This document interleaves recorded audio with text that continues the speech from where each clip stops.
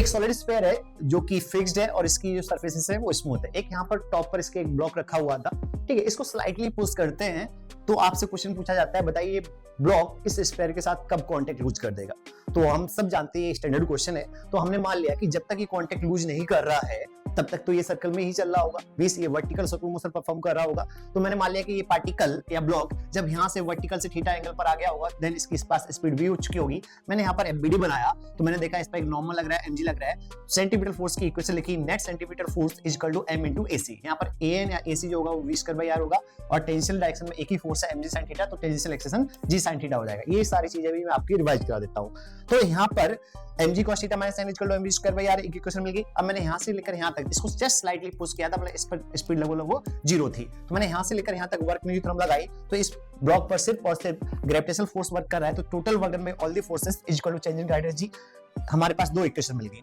जैसा कि हमें पता है जहां कांटेक्ट लूज करेगा वहां पर नॉर्मल 0 हो जाएगा। जब आप इन दो इक्वेशंस को सॉल्व करेंगे, नॉर्मल को 0 डालेंगे तो यहां से cos थीटा इक्वल टू 2/3 आ जाता है। बेसिकली यहां पर theta equal to cos inverse 2/3 पर ये कांटेक्ट लूज कर जाएगा। बट इसी पर बेस्ड एक क्वेश्चन मैं आपके सामने रख रहा हूं। यहां पर एक स्मूथ सॉलिड स्फीयर था जिसकी रेडियस r है और ये अपनी इस वर्टिकल एक्सिस के अबाउट कांस्टेंट ओमेगा से घूमना स्टार्ट करता है। तो आपसे पूछा गया इस क्वेश्चन में ये ब्लॉक किस जगह पर कांटेक्ट लूज करेगा।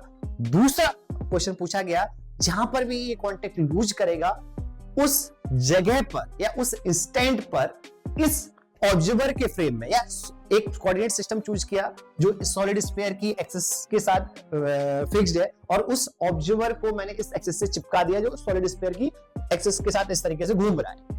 तो उस ऑब्जर्वर के फ्रेम में इस ब्लॉक पर उस मूवमेंट पर कोरियोलिस एंड सेंट्रीफ्यूगल फोर्स कितना लग रहा होगा जब ये ब्लॉक स्फीयर से कांटेक्ट लूज कर रहा होगा।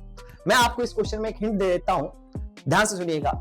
अगर ग्राउंड फ्रेम से मैंने इस क्वेश्चन को ऑब्जर्व किया, ठीक है, तो यहाँ पर इस पर जो फोर्स लग रहे थे वो नॉर्मल और mg थे जब ये स्फीयर फिक्स था।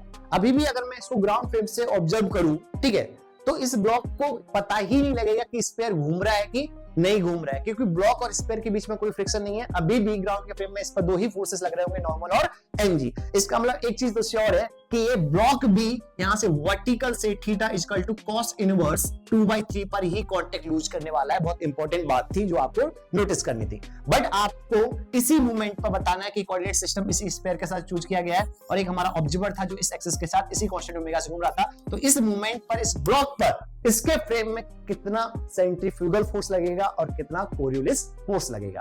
जो भी आपका आंसर आता है प्लीज कमेंट बॉक्स में जरूर कीजिएगा। बाय।